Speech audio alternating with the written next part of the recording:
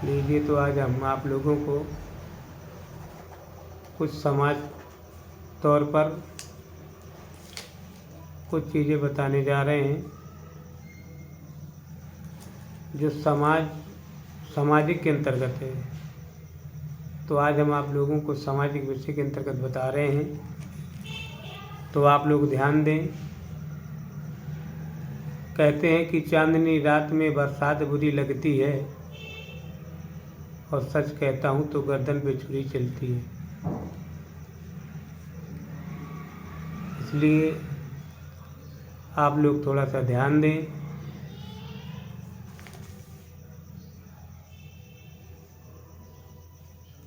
अपनी इस जीवन में जो आप लोग अभी कार्यरत हैं पढ़ाई के क्षेत्र में,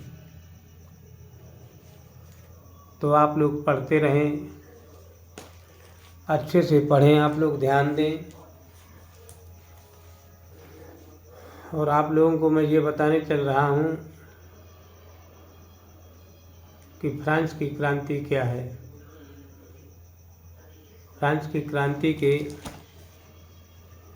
कारण बताइए।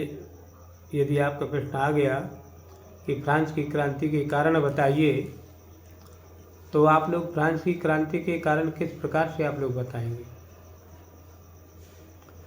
कहते हैं कि जब फ्रांस में क्रांति हुई,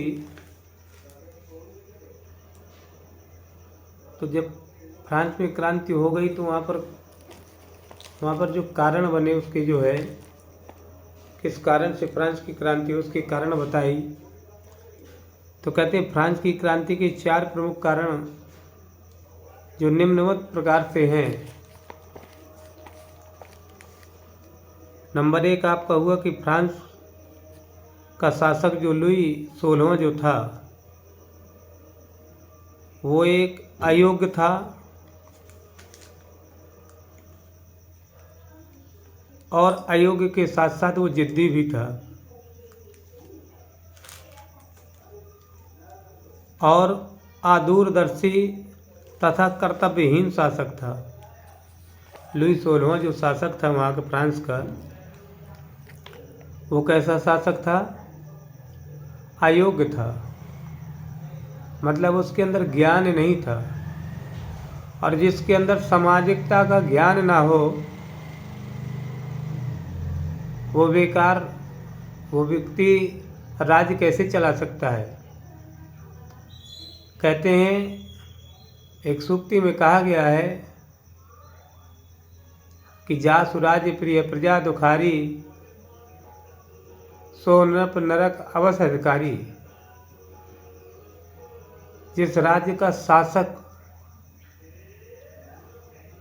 ही बेकार है, वहाँ की जनता कैसे खुश हो सकती है। इसलिए मैं आज आप लोगों को एक चीज़ बता रहा हूँ कि राज्य का जो शासक हो वो सुयोग्य होना चाहिए, वो जिद्दी नहीं होना चाहिए, कर्तव्यहीन नहीं होना चाहिए। और ये सारे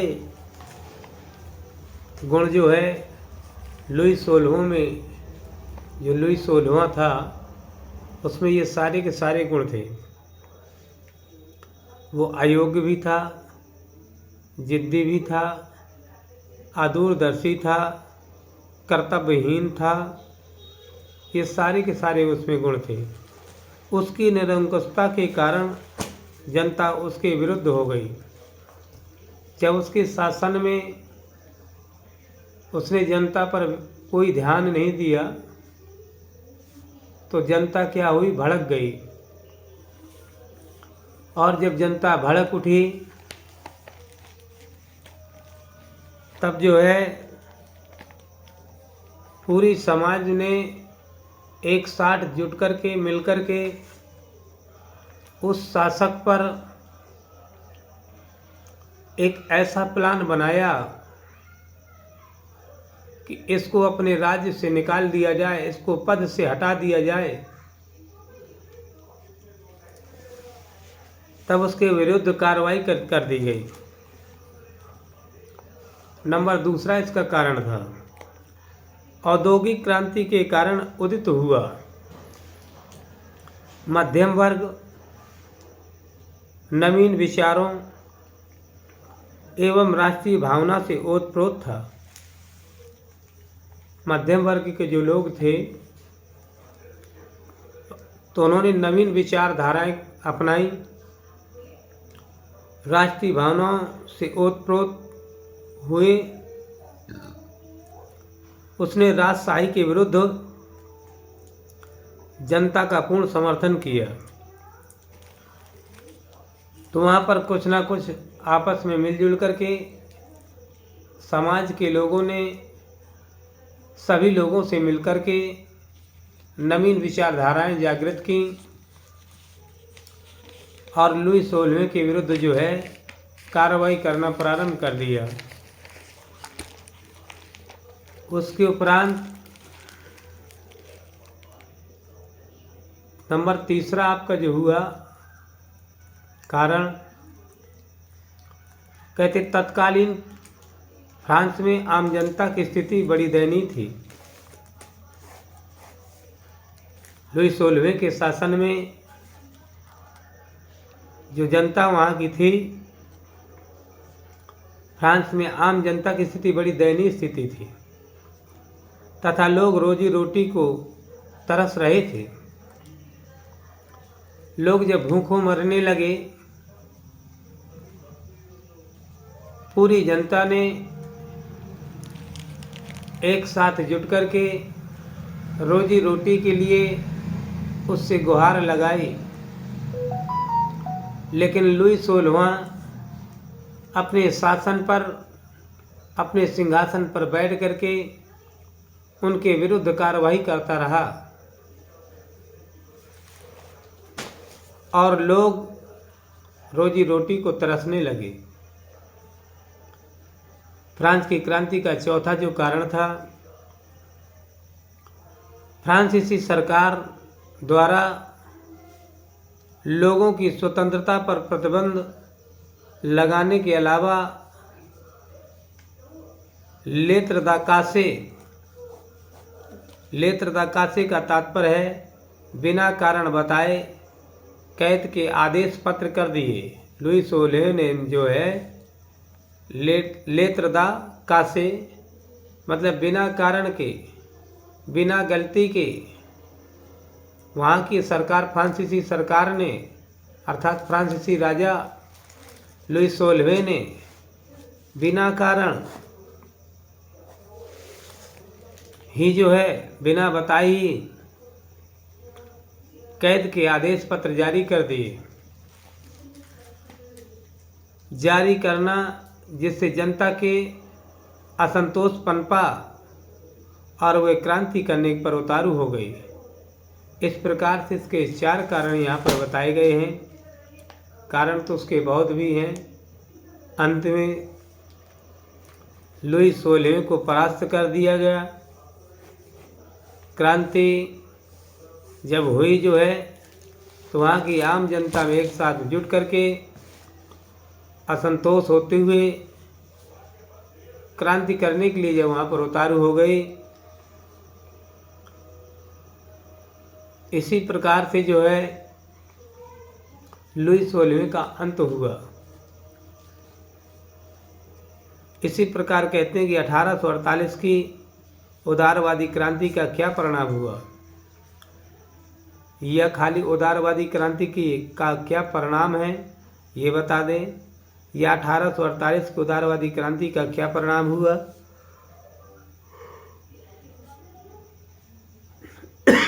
आप ये बता सकते हैं।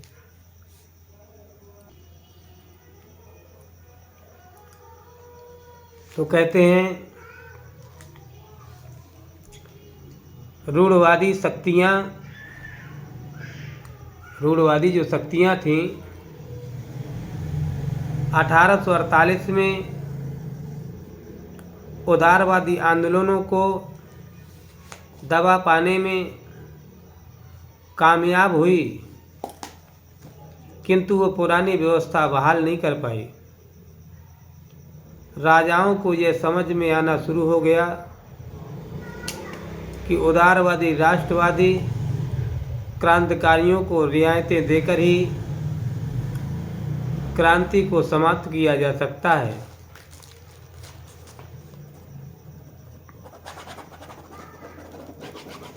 (1848) के बाद के वर्षों में मध्य और पूर्वी यूरोप की निरंकुश राजशाहियों ने उन परिवर्तनों को प्रारंभ किया जो पश्चिमी यूरोप में 1815 से पहले हो चुके थे।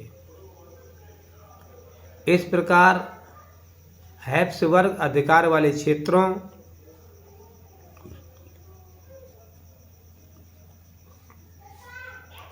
और रूस से भूदासत्व और बंधुआ मजदूरी समाप्त कर दी गई।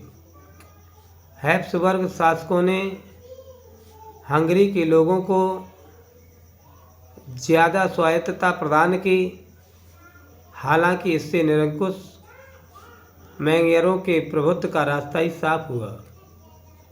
अब आपके लिए एक प्रश्न और भी बन रहा है, वो भी बहुत मोस्ट है।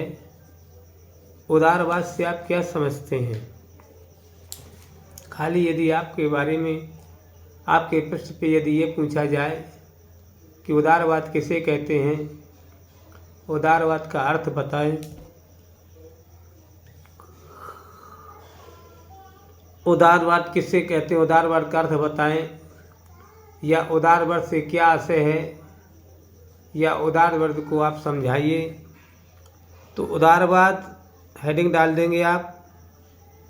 उदारवाद एक लैटिन भाषा के शब्द लिवर से बना हुआ है। किस शब्द से बना है आपका? लिवर शब्द से बना हुआ है, जिसका अर्थ है आज़ाद। जिसका अर्थ है आज़ाद। नए मध्यम वर्ग के उदार का अर्थ व्यक्ति के लिए आज़ादी और कानून के समक्ष बराबरी। इसकी प्रमुखता विशेषताएं निम्नलिखित थीं। अब इसी पर एक प्रश्न और भी बन रहा है, या एक साथ यदि प्रश्न आता है तो आप दोनों प्रश्नों के जवाब एक साथ दे सकते हैं। कहते हैं कि इसकी प्रमुख विशेषताएं बताइए, या ऐसा प्रश्न अलग से पूछ दिया जाए उदारवाद की विशेषताएं बताइए, तो आप बता सकते हैं कि इसकी उदारवाद की प्रमुख विशेषताएं इस प्रकार से हैं कि उदारवाद एक ऐसी सरकार पर जोर देता है। उदारवाद एक ऐसी सरकार पर जोर देता है जो सहमत से बनी होती है। उदारवाद ऐसी बात पर जोर देता है जो कि सहमत से बनी है। बिना सहमति के किसी भी प्रकार का कोई कार्य नहीं हो पाता। जब तक हम आप लोग किसी भी प्रकार का कोई कार्य करते हैं तो कार्य करने से पहले हमें सहमति जरूर लेना चाहिए। नंबर दूसरा आपका इसी की विशेषता आती है कि उदारवाद निरंकुश शासक और पादरी वर्ग के विशेष अधिकारियों की समाप्ति, संविधान तथा संसदीय प्रतिनिधि सरकार का पक्षधर था।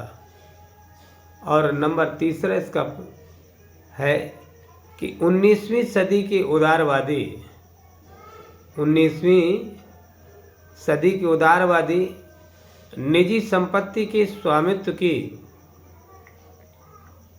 अनिवार्यता पर भी जोर देते हैं। आर्थिक क्षेत्र में उदारवाद बाजारों से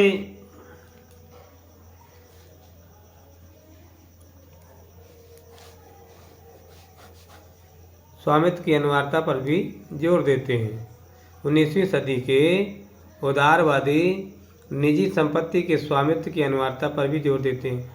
और नंबर चौथा इसका आया कि आर्थिक क्षेत्र में उदारवाद बाजारों की मुक्ति और चीज़ों तथा पूंजी के अनगमन पर राज्य द्वारा लगाए गए नियंत्रणों को खत्म करने के पक्ष में था। ये एक ऐसे एकीकृत आर्थिक क्षेत्र में निर्माण के पक्ष में था जहां वस्तुओं, लोगों तथा पूंजी का आवागमन बाधा रहित हो। इस प्रकार से मैंने आज आप लोगों को ये 3 प्रश्न बताए। इन 3 प्रश्नों को आप लोग ध्यान दें। ये बहुत ही मोस्टली प्रश्न है।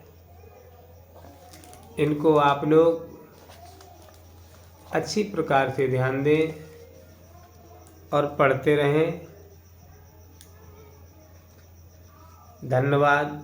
श्री राधे राधे।